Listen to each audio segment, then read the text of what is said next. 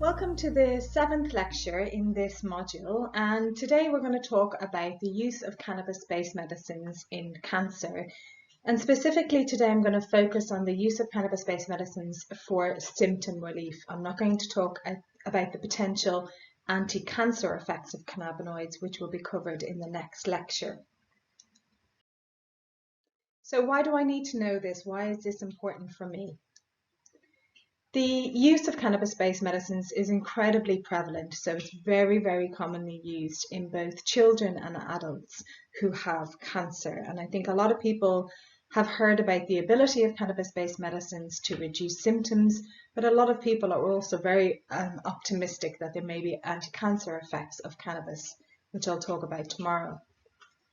In terms of the symptom relief from cancer, there is high quality evidence on the effectiveness of some cannabis-based medicinal products in cancer-related nausea, and that's nausea induced by chemotherapy treatment, and for appetite stimulation. And we talked about this in a non-cancer setting in the last lecture, but today we'll just look at the evidence that cannabis-based medicines are effective in cancer-related nausea and appetite stimulation. And there is moderate evidence for the effectiveness of cannabis-based medicines in cancer-related pain. And again, this is something that we've covered a little bit when we talked about in the pain lecture, when we talked about cancer-related pain, but we'll go through some of the data in a little bit more detail in this lecture.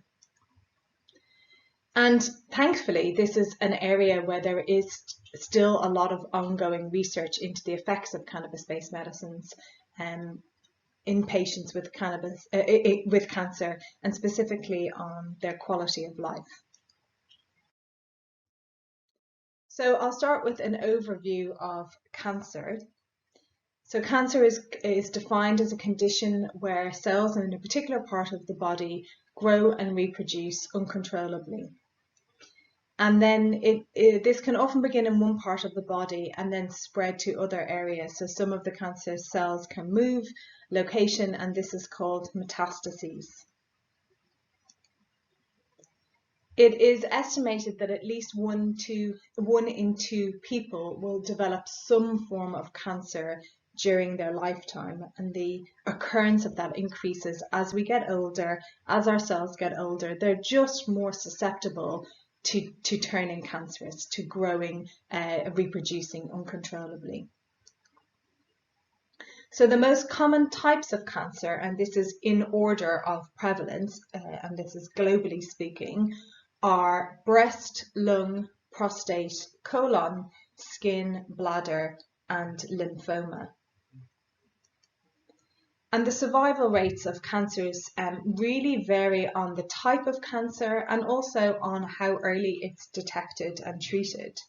But for some cancers, like testicular cancer, survival rates can be 98%, whereas other cancers like pancreatic cancer have very low survival rates, as low as 1%.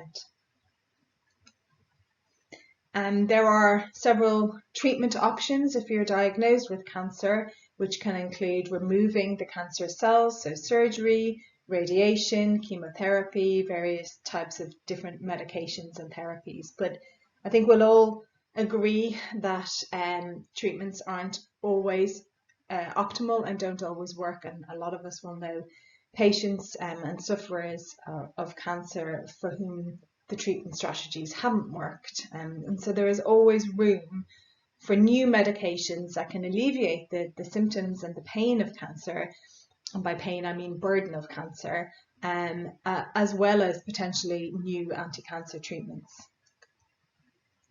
And palliative treatments are those which are specifically designed to relieve the side effects or signs caused by cancer, and it's often in palliative care or end-of-life care where we see cannabis-based medicines being used by cancer patients.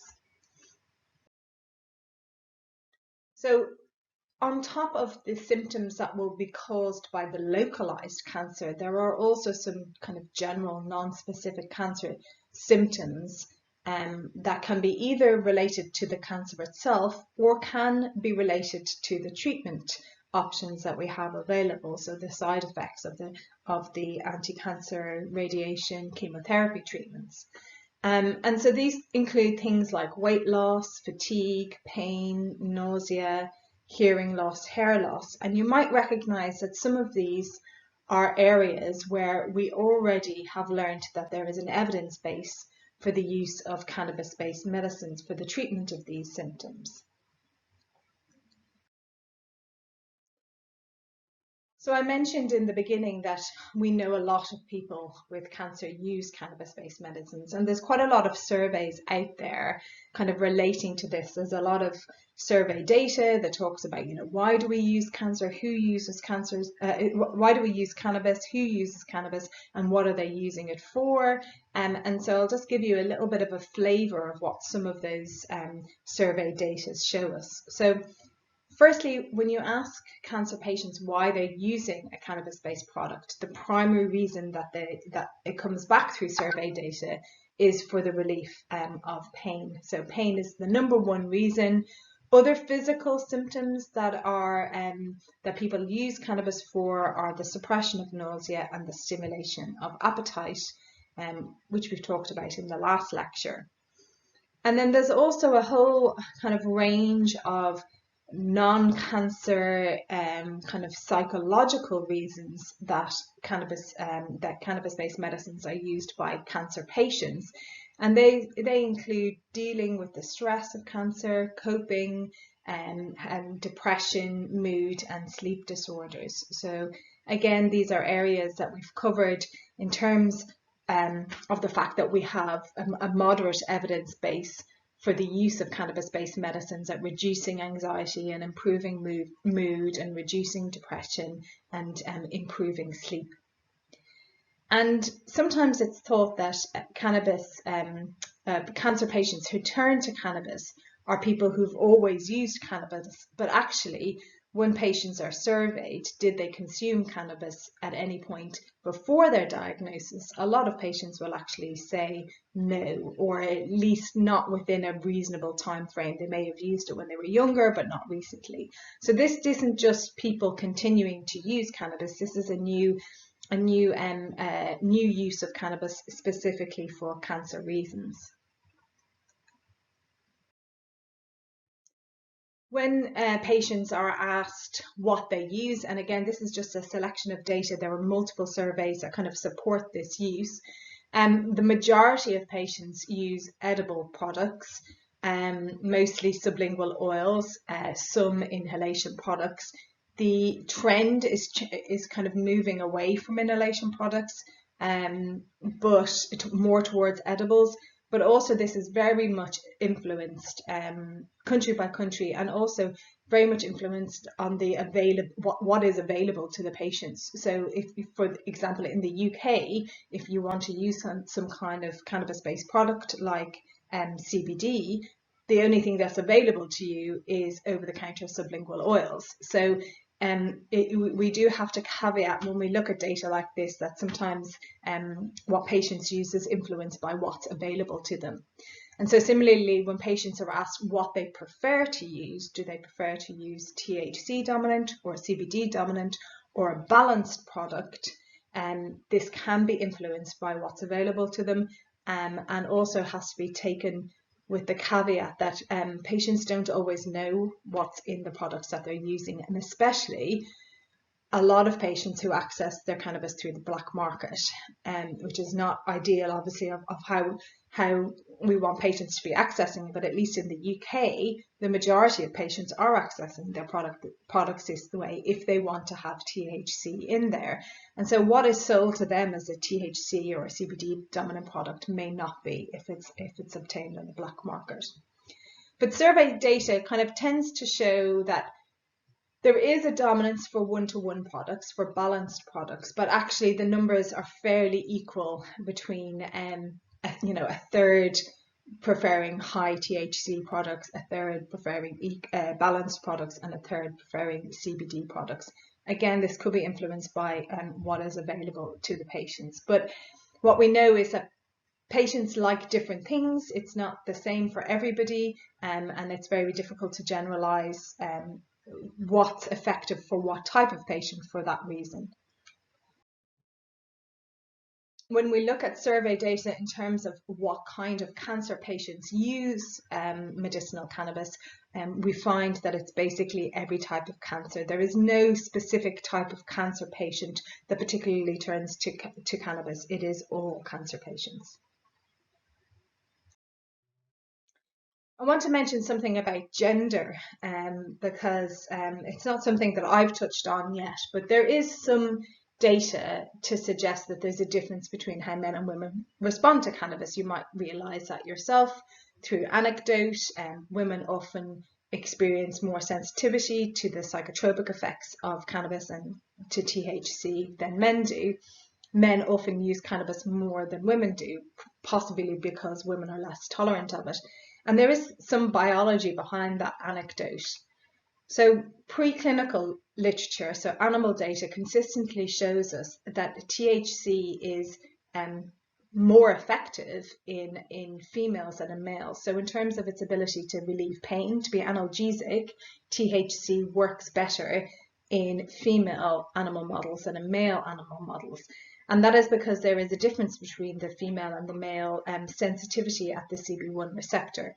So females, it seems like females have increased CB1 sensitivity. So that means that you can get more analgesia through CB1, but you might also get more psychotropic effects through CB1. And there's a variety of different reasons why this is true. We have gender differences in a lot of different biology, so it's not surprising really, but it's to do with hormonal influences on the receptors, possibly how we deal with the drug, so pharmacokinetics, how we metabolize the drug may be different between men and women, and also at that receptor level there's increased sensitivity for CB1 activation in females compared to males. So there's a variety of reasons that kind of underpin that anecdote. And in terms kind of specifically of cancer patients, there is evidence coming out that there are more female patients using medicinal cannabis for symptom management in cancer than males. So for example, there's a study from Israel that showed that nearly 60% of the cancer patients who received a permit for medicinal cannabis, and this is for managing appetite, weakness, nausea and pain, were women. So there is a dominance there of women. And similarly, some survey data from New York found that patients with cancer using cannabis were older and also more likely to be female. So there may be something there that there is greater symptom relief in females than in males in cancer patients anyway. So let's look now at the clinical trial data. What evidence base do we have for cannabis-based medicines in the treatment of cancer symptoms? There's really 5 symptoms that we can talk about in terms of having an evidence base for cannabis-based medicines. So the first and probably the best known is CINV, so chemotherapy-induced nausea and vomiting. This is the area that we have the best evidence in, so the greatest amount of clinical trial data. Followed by appetite loss and weight maintenance, and that can be associated with chemotherapy or in a non-chemotherapy setting. Then we have cancer-related pain. We have a kind of a moderate evidence base in cancer-related pain. And then for some of the psychological parameters associated with cancer, such as anxiety and sleep, we do have clinical trial evidence, but like a lot of these kind of areas, these psychiatric areas that I've talked about already in a previous lecture, when these are measured in clinical trials, they're usually not recorded as the primary outcome of the trial. They're usually secondary findings, and so you don't get the same weight of evidence in terms of being able to judge how effective the treatments are, but it gives you a strong signal that there is an effect of cannabis on these parameters. So let's go through each of these kind of 5 symptoms for which we have clinical trial data. And just a reminder that we have these 2 products that I talked about in the last lecture, dronabinol and nabilone. Both of these products have fairly wide global approval for the use of the product, the THC, in chemotherapy-induced nausea and vomiting, and sometimes also for appetite stimulation. So they're not always together. So you either have a license for the nausea and vomiting or appetite stimulation, sometimes both.